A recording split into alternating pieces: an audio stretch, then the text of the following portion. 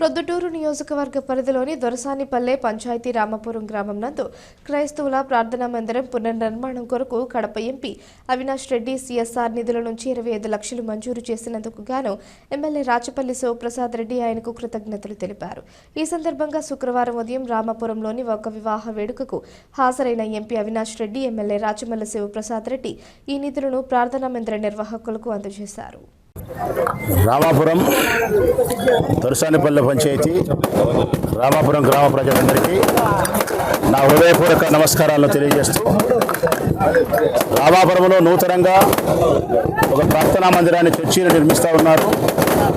ఇక్కడ రామాపురం అంతా క్రైస్తవుల నివాసం ఉంటారు. పాత చర్చిని ఎప్పుడో చాలా ఏళ్ల కిందట నిర్మించిన చర్చిని తొలగించి నూతన ప్రార్థనా మందిరాన్ని నిర్మిస్తూ ఉన్నారు.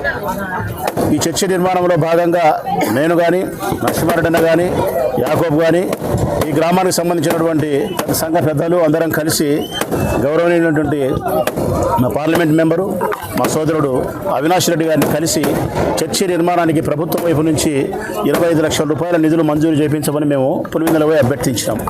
మా అభ్యర్థులను మన్నించినటువంటి గౌరవ ఎంపీ గారు సిఎస్ఆర్ ఫండ్స్ నుంచి నేరుగా 25 లక్షల రూపాయలు చర్చి నిర్మాణానికి ఇప్పుడే మంజూరు చేసిన పత్రాన్ని కూడా మాకు అందించడం జరిగింది. ఎప్పుడైతే ఈ చర్చి నిర్మాణానికి 25 లక్షల రూపాయలు వారు ఇచ్చినారో ఎక్కడ మాకు 78 లక్షలు అయ్యే క్రమంలో ఎక్కడ ఆగిపోతుందో ఇబ్బంది పడుతుందని చెప్పి అనుమానం ఉండే మా మనసుల్లో అనుమానాన్ని పూర్తిగా ఈ 25 లక్షల రూపాయల నిధుల నుంచి మా అనుమానం పోయింది.